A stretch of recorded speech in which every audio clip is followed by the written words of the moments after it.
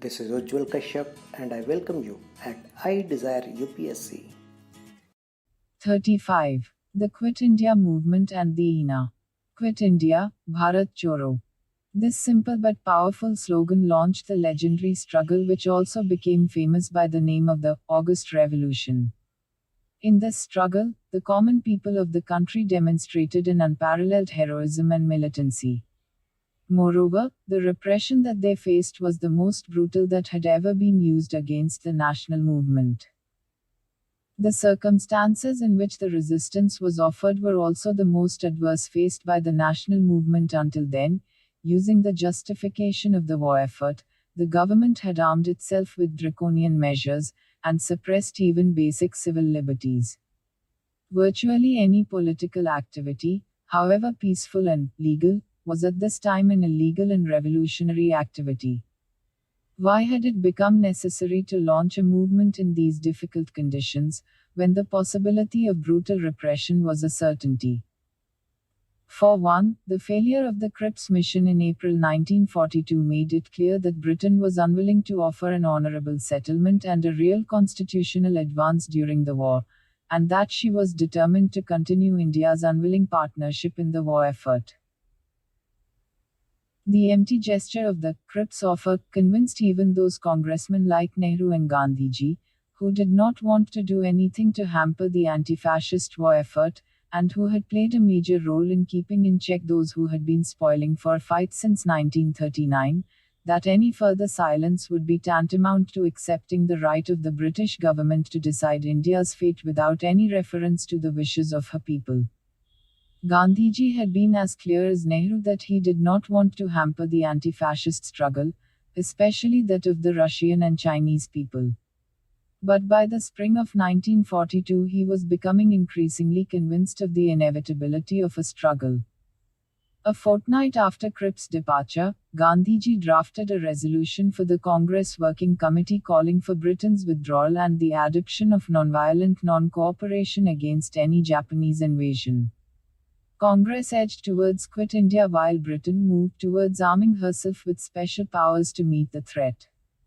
Nehru remained opposed to the idea of a struggle right till August 1942 and gave way only at the very end. Point 1. Apart from British obduracy, there were other factors that made a struggle both inevitable and necessary. Popular discontent, a product of rising prices and wartime shortages, was gradually mounting. High-handed government actions such as the commandeering of boats in Bengal and Orissa to prevent their being used by the Japanese had led to considerable anger among the people.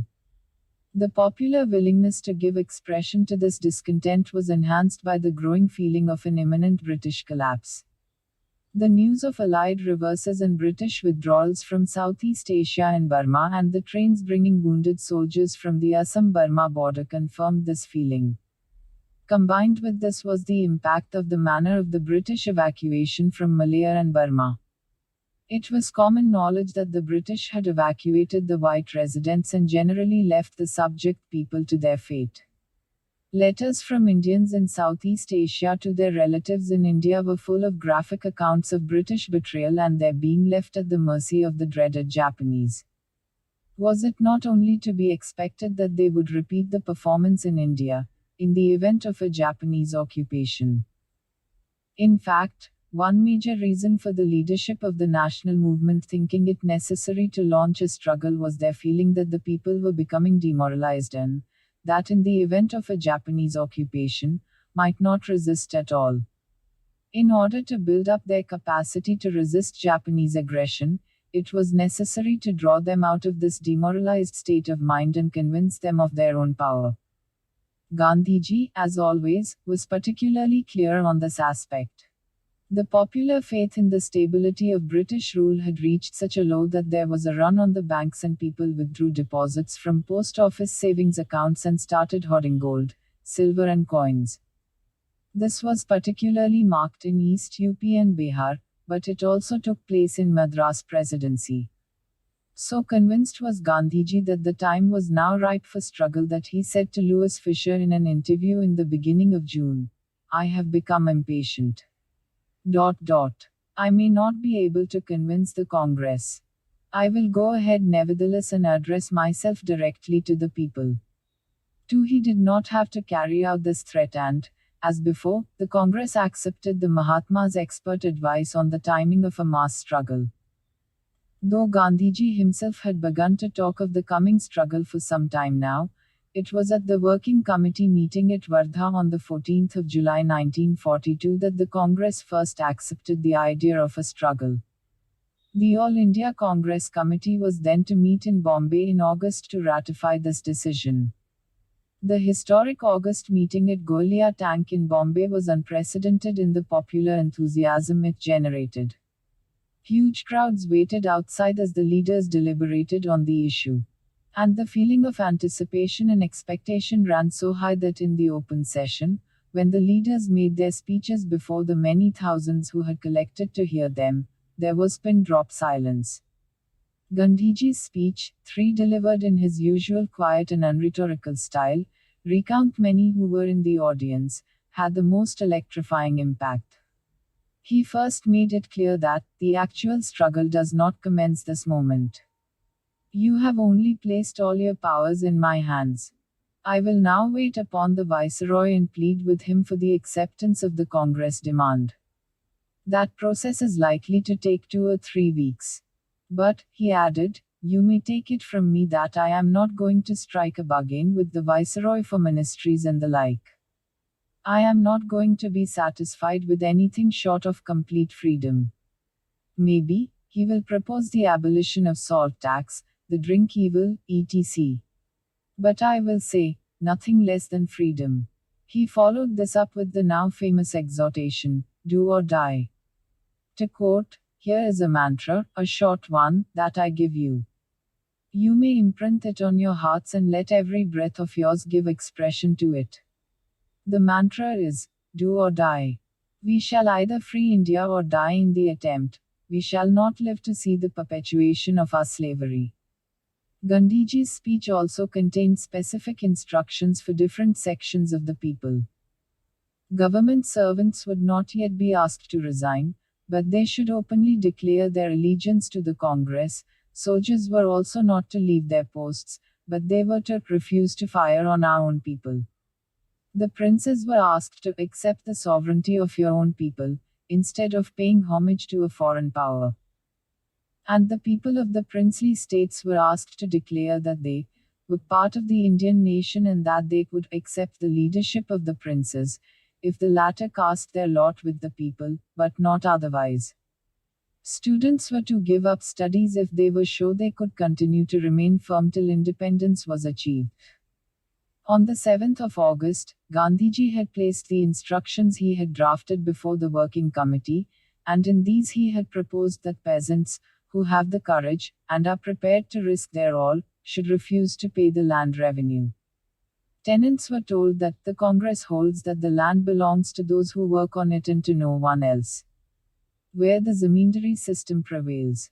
If the zamindar makes common cause with the ryot, his portion of the revenue, which may be settled by mutual agreement, should be given to him. But if a zamindar wants to side with the government, no tax should be paid to him.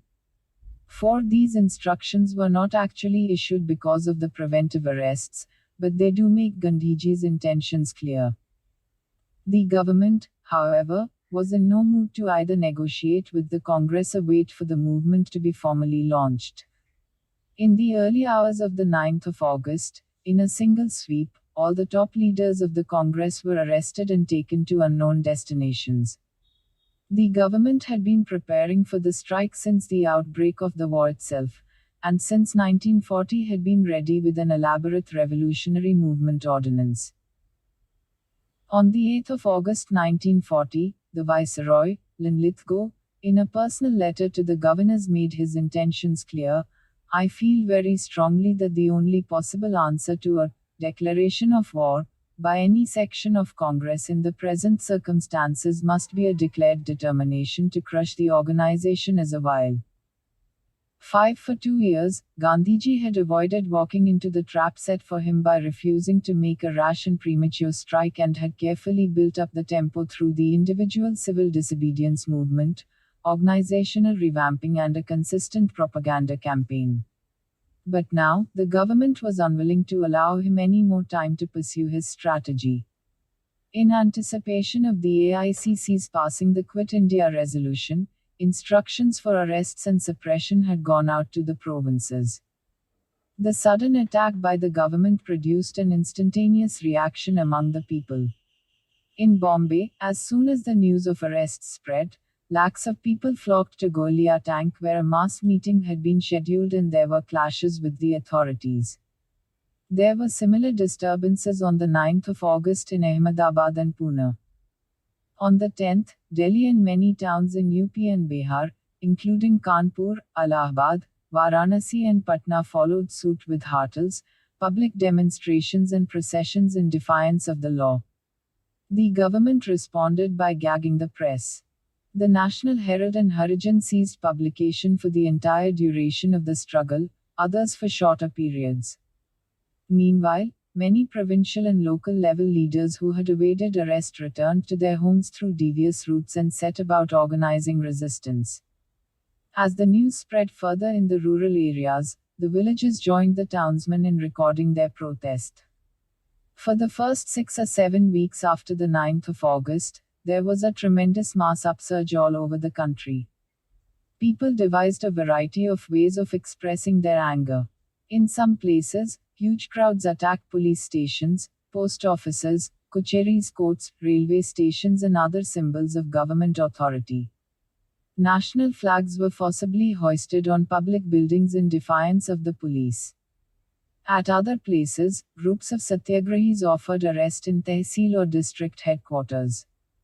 Crowds of villagers, often numbering a few hundreds or even a couple of thousand, physically removed railway tracks.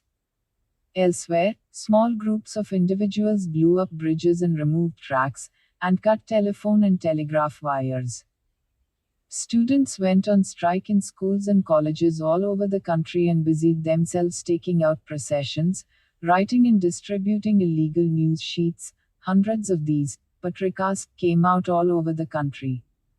They also became couriers for the emerging underground networks. Workers too struck work. In Ahmedabad, the mills were closed for 3.5 months. Workers in Bombay stayed away from work for over a week following the 9th of August arrests. In Jamshedpur, there was a strike for 13 days, and workers in Ahmednagar and Pune were active for several months. The reaction to the arrests was most intense in Bihar and eastern UP, where the movement attained the proportions of a rebellion.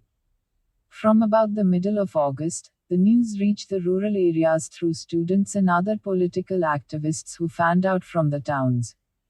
Students of the Banaras Hindu University decided to go to the villages to spread the message of Quit India. They raised slogans of Thana Jalav, burn the police station, station Foonk do, burn the railway stations, Angrez bhag gaya, Englishmen have fled. They hijacked trains and draped them in national flags. In rural areas, the pattern was of large crowds of peasants descending on the nearest tehsil or district town and attacking all symbols of government authority. There was government firing and repression, but the rebellion only gathered in momentum.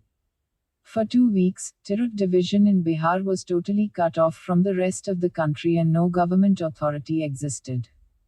Control was lost over Patna for 2 days after firing at the secretariat.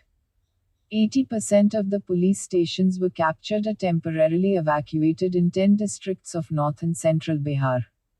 There were also physical attacks on Europeans. At Fatwa, near Patna, 2 RAF officers were killed by a crowd at the railway station and their bodies paraded through the town. In Manga, the crews of 2 RAF planes that crashed at Pasrahar on the 18th of August and Ruhar on the 30th of August were killed by villagers. Particularly important centers of resistance in this phase were Azamgarh, Balia and Gorakhpur in East UP and Gaya, Bhagalpur, Saran, Purnia, Shahbad, Muzaffarpur and Champaran in Bihar. According to official estimates, in the first week after the arrests of the leaders, 250 railway stations were damaged or destroyed, and over 500 post offices and 150 police stations were attacked. The movement of trains in Bihar and eastern UP was disrupted for many weeks. In Karnataka alone, there were 1,600 incidents of cutting of telegraph lines, and 26 railway stations and 32 post offices were attacked. Unarmed crowds faced police and military firing on 538 occasions, and they were also machine gunned by low-flying aircraft. Repression also took the form of taking hostages from the villages, imposing collective fines running to a total of 90 lakh rupees, which were often realized on the spot by looting the people's belongings, whipping of suspects and burning of entire villages whose inhabitants had run away and could not be caught. By the end of 1942, over 60,000 persons had been arrested. 26,000 people were convicted and 18,000 detained under the Defense of India rules. Martial law had not been proclaimed, but the army, though nominally working under the orders of the civilian authorities, often did what it wanted to without any reference to the direct officers. The repression was as severe as it could have been under martial law. The brutal and all-out repression succeeded within a period of 6 or 7 weeks in bringing about a cessation of the mass phase of the struggle. But in the meantime, underground networks were being consolidated in various parts of the country. An all-India underground leadership with prominent members such as Achyut Patwardhan, Aruna Asaf Ali, Ram Manohar Lohia, Sucheta Kripalani, Chutubhai Puranik, Biju Patnaik, R.P. Goenka, and later, after his escape from jail, Jayaprakash Narayan had also begun to emerge. This leadership saw the role of the underground movement as being that of keeping up popular morale by continuing to provide a line of command and a source of guidance and leadership to activists all over the country. They also collected and distributed money as well as material like bombs, arms, and dynamite to underground groups all over the country. They, however, did not see their role as that of directing the exact pattern of activities at the local level. Here, the local groups retained the initiative. Among the places in which local underground organizations were active were Bombay, Pune, Satara, Baroda, and other parts of Gujarat, Karnataka, Kerala, Andhra, UP, Bihar, and Delhi. Congress socialists were generally in the lead, but also active were Gandhian Ashramites, forward bloc members, and revolutionary terrorists, as well as other congressmen. Those actually involved in the underground activity may have been few, but they received all manner of support from a large variety of people. Businessmen donated generously. Sumati Morarji, who later became India's leading woman industrialist, for example, helped Achyut Patwardhan to evade detection by providing him with a different car every day borrowed from her unsuspecting wealthy friends. Others provided hideouts for the underground leaders and activists. Students acted as couriers. Simple villagers helped by refusing information to the police.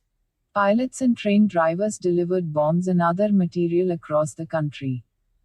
Government officials, including those in the police, passed on crucial information about impending arrests.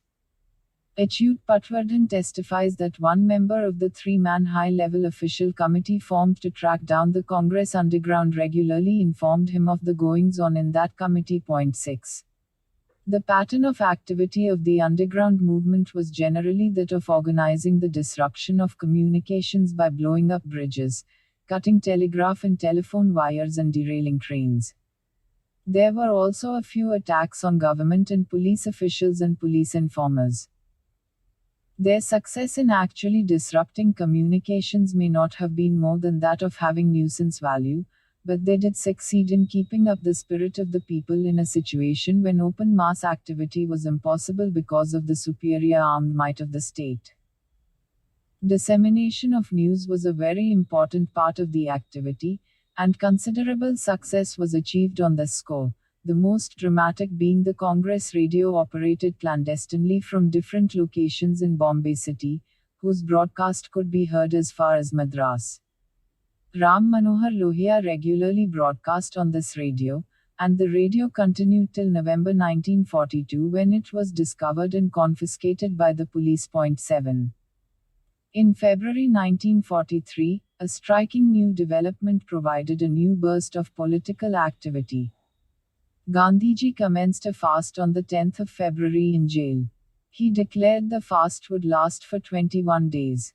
This was his answer to the government, which had been constantly exhorting him to condemn the violence of the people in the Quit India movement. Gandhiji not only refused to condemn the people's resort to violence but unequivocally held the government responsible for it. It was the leonine violence of the state which had provoked the people, he said. And it was against this violence of the state, which included the unwarranted detention of thousands of congressmen, that Gandhiji vowed to register his protest, in the only way open to him when in jail, by fasting. 8. The popular response to the news of the fast was immediate and overwhelming. 9. All over the country, there were hartals, demonstrations and strikes. Calcutta and Ahmedabad were particularly active. Prisoners in jails and those outside went on sympathetic fasts. Groups of people secretly reached Pune to offer satyagraha outside the Aga Khan Palace where Gandhiji was being held in detention. Public meetings demanded his release and the government was bombarded with thousands of letters and telegrams from people from all walks of life, students and youth, men of trade and commerce, lawyers, ordinary citizens, and labor organizations. From across the seas, the demand for his release was made by newspapers such as the Manchester Guardian, New Statesman, Nation, News Chronicle, Chicago Sun, as well as by the British Communist Party, the Citizens of London and Manchester, the Women's International League, the Australian Council of Trade Unions and the Ceylon State Council. The U.S. government, too, brought pressure to bear. A leaders' conference was held in Delhi on the 19th to the 20th of February and was attended by prominent men, politicians and public figures. They all demanded Gandhiji's release. Many of those otherwise unsympathetic to the Congress felt that the government was going too far in its obduracy. The severest blow to the prestige of the government was the resignation of the 3 Indian members of the Viceroy's Executive Council, M.S. Ane, N.R. Sarkar and H.P. Modi, who had supported the government in its suppression of the 1942 movement, but were in no mood to be a party to Gandhiji's death. But the Viceroy and his officials remained unmoved. Guided by Winston Churchill's statement to his cabinet that, "This hour of triumph everywhere in the world was not the time to crawl before a miserable old man who had always been our enemy," 10. They arrogantly refused to show any concern for Indian feeling. The Viceroy contemptuously dismissed the consequences of Gandhiji's possible death, 6 months' unpleasantness, steadily declining in volume, little or nothing at the end of it. He even made it sound as if he welcomed the possibility India would be far more reliable as a base for operations. Moreover, the prospect of a settlement will be greatly enhanced by the disappearance of Gandhi, who had for years torpedoed every attempt at a settlement. 11. While an anxious nation appealed for his life, the government went ahead with finalizing arrangements for his funeral. Military troops were asked to stand by for any emergency. Generous provision was made for a plane to carry his ashes and for a public funeral and a half-day holiday in offices. 12. But Gandhiji, as always, got the better of his opponents, and refused to oblige by dying. The fast had done exactly what it had been intended to do. The public morale was raised, the anti-British feeling heightened, and an opportunity for political activity provided. A symbolic gesture of resistance had sparked off widespread resistance and exposed the government's high-handedness to the whole world. The moral justification that the government had been trying to provide for its brutal suppression of 1942 was denied to it and it was placed clearly in the wrong. A significant feature of the Quit India movement was the emergence of what came to be known as parallel governments in some parts of the country. The first one was proclaimed in Ballia, in East UP, in August 1942 under the leadership of Chittu Pandey, who called himself a Gandhian.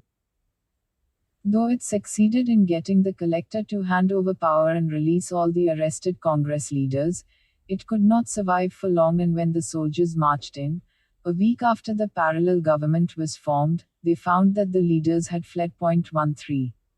In Tamluk in the Midnapur district of Bengal, the Jatiya Sarkar came into existence on the 17th of December 1942 and lasted till September 1944. Tamluk was an area where Gandhian constructive work had made considerable headway, and it was also the scene of earlier mass struggles. The Jatiya Sarkar undertook cyclone relief work, gave grants to schools, and organized an armed Vidyut Vahini. It also set up arbitration courts and distributed the surplus paddy of the well-to-do to the poor.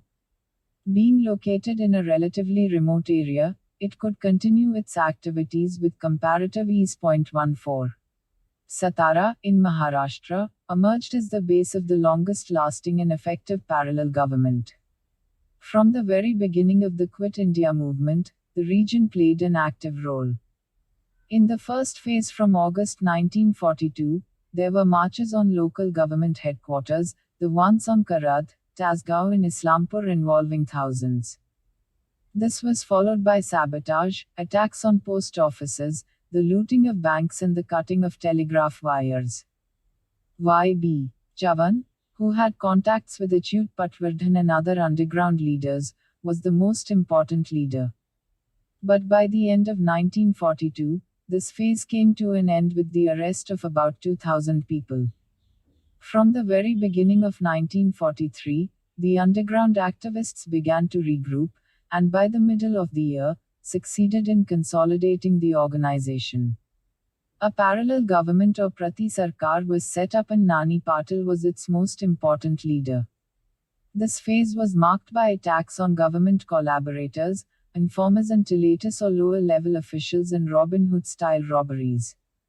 Nyayadan mandals or people's courts were set up and justice dispensed. Prohibition was enforced, and Gandhi marriages, celebrated, to which untouchables were invited and at which no ostentation was allowed. Village libraries were set up and education encouraged. The native state of Andhra, whose ruler was pro-nationalist and had got the constitution of his state drafted by Gandhiji, provided invaluable support by offering refuge and shelter to the Prati Sarkar activists. The Prati Sarkar continued to function till 1945.15. The Quit India movement marked a new high in terms of popular participation in the national movement and sympathy with the national cause. As in earlier mass struggles, the youth were in the forefront of the struggle. Students from colleges and even schools were the most visible element, especially in the early days of August. Probably the average age of participants in the 1942 struggle was even lower than that in earlier movements. Women, especially college and school girls, played a very important role.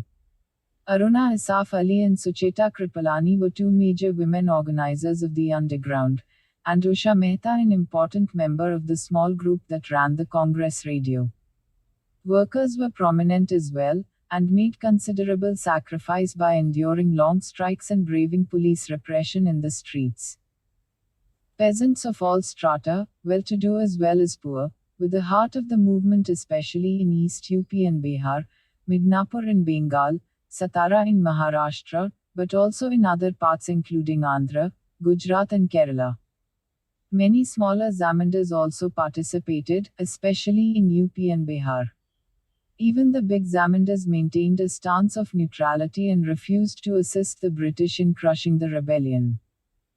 The most spectacular of these was the Raja of Darbhanga, one of the biggest zamindars, who refused to let his armed retainers be used by the government and even instructed his managers to assist the tenants who had been arrested. A significant feature of the pattern of peasant activity was its total concentration on attacking symbols of British authority and a total lack of any incidents of anti-zamindar violence, even when, as in Bihar, East UP, Satara, and Midnapur, the breakdown of government authority for long periods of time provided the opportunity. 16 Government officials, especially those at the lower levels of the police and the administration, were generous in their assistance to the movement. They gave shelter, provided information, and helped monetarily. In fact, the erosion of loyalty to the British government of its own officers was one of the most striking aspects of the Quit India struggle. Jail officials tended to be much kinder to prisoners than in earlier years, and often openly expressed their sympathy. While it is true that Muslim mass participation in the Quit India movement was not high, yet it is also true that even Muslim League supporters gave help by providing shelter to underground workers and did not act as informers.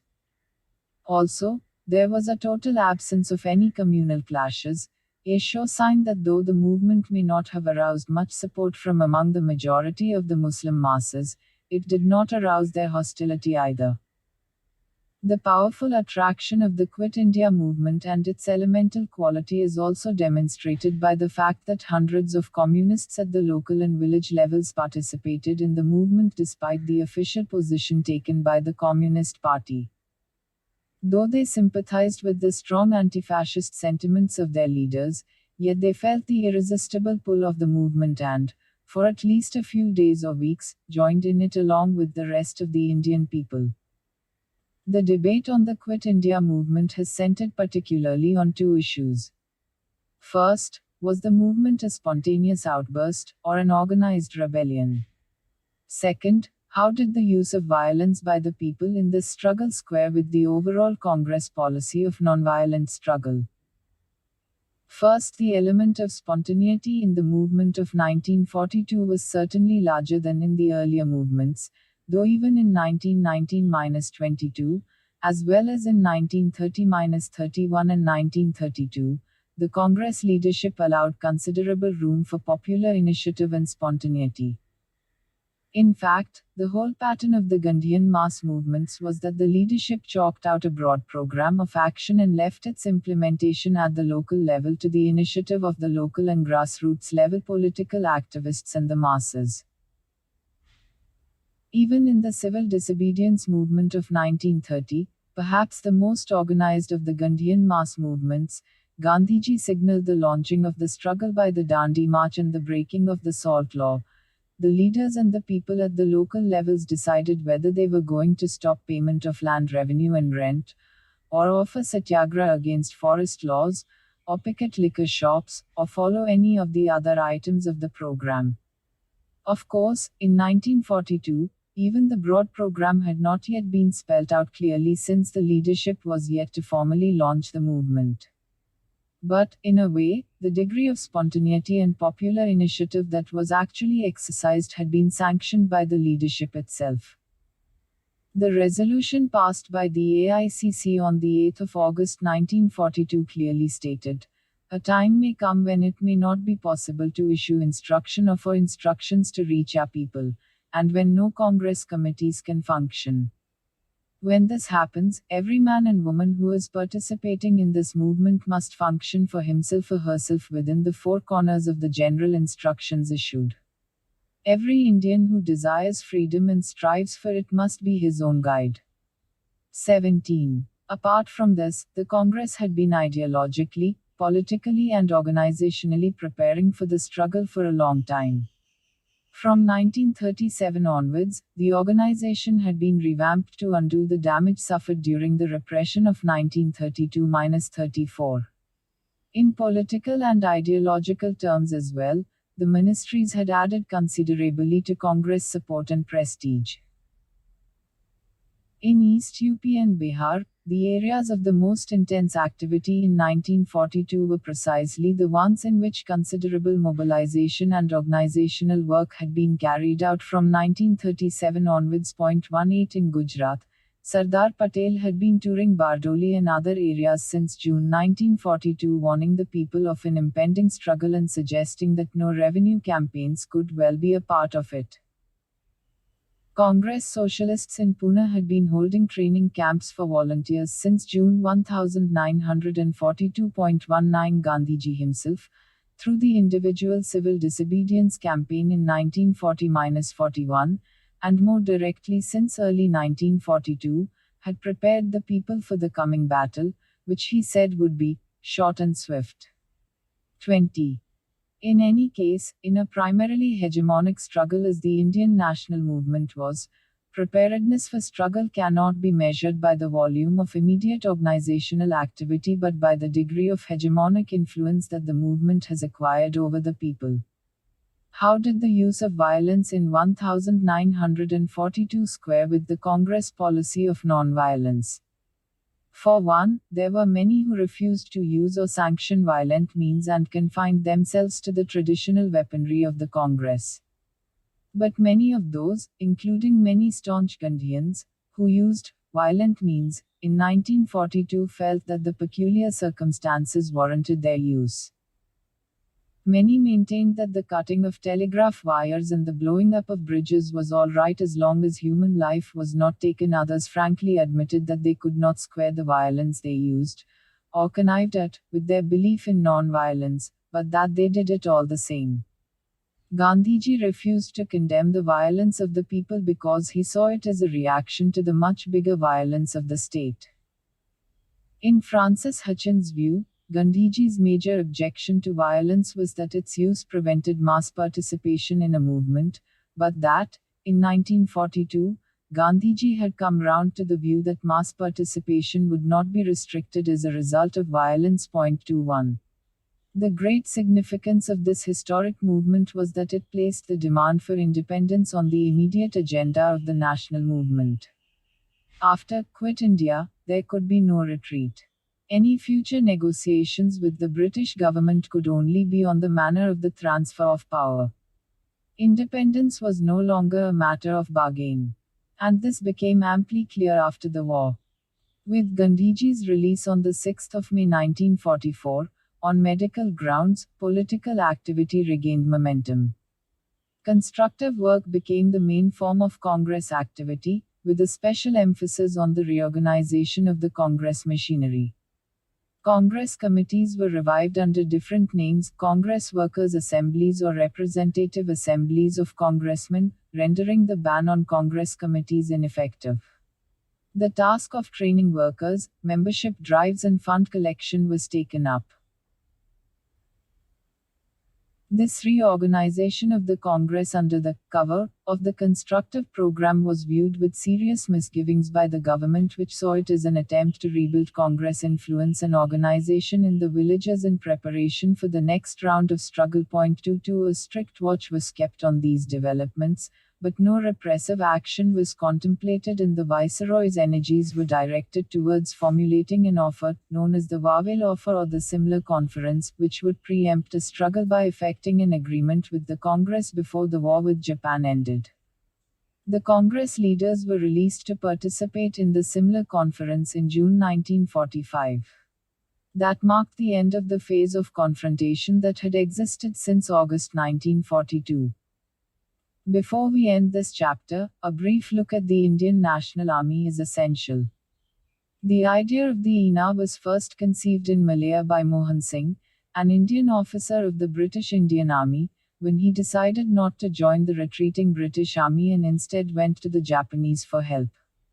The Japanese had till then only encouraged civilian Indians to form anti-British organizations, but had no conception of forming a military wing consisting of Indians. Indian prisoners of war were handed over by the Japanese to Mohan Singh, who then tried to recruit them into an Indian National Army. The fall of Singapore was crucial, for this brought 45,000 Indian POWs into Mohan Singh's sphere of influence. By the end of 1942, 40,000 men expressed their willingness to join the INA. It was repeatedly made clear at various meetings of leaders of the Indian community and of Indian Army officers that the INA would go into action only on the invitation of the Indian National Congress and the people of India. The INA was also seen by many as a means of checking the misconduct of the Japanese against Indians in Southeast Asia and a bulwark against a future Japanese occupation of India. The outbreak of the Quit India movement gave a fillip to the INA as well. Anti-British demonstrations were organized in Malaya. On the 1st of September 1942, the 1st Division of the INA was formed with 16,300 men. The Japanese were by now more amenable to the idea of an armed Indian wing because they were contemplating an Indian invasion. But, by December 1942, serious differences emerged between the Indian Army officers led by Mohan Singh and the Japanese over the role that the INA was to play. Mohan Singh and Niranjan Singh Gill, the senior-most Indian officer to join the INA, were arrested. The Japanese, it turned out, wanted only a token force of 2,000 men, while Mohan Singh wanted to raise an Indian National Army of 20,000. The second phase of the INA began when Subhas Chandra Bose was brought to Singapore on the 2nd of July 1943, by means of German and Japanese submarines.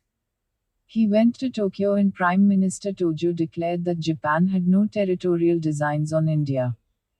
Bose returned to Singapore and set up the Provisional Government of Free India on the 21st of October 1943.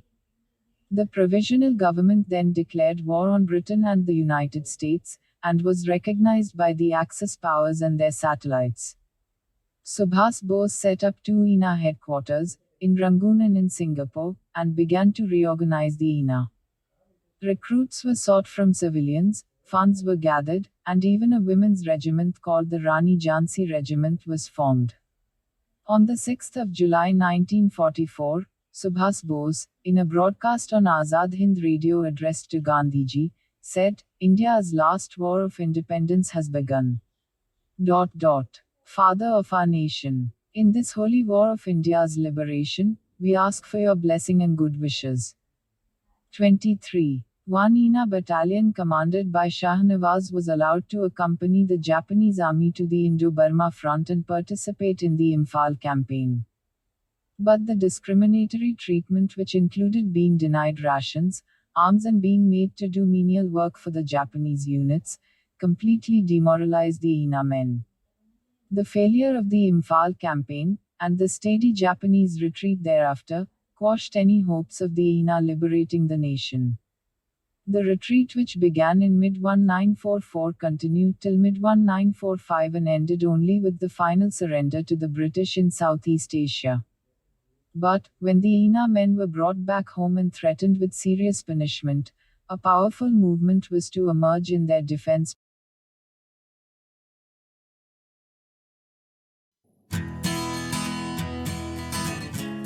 I hope the session was helpful to you. If you want to support us, you can subscribe to our channel, share it with your friends and other learners interested. Catch you in our next session. As of now, thank you. Jai Hind.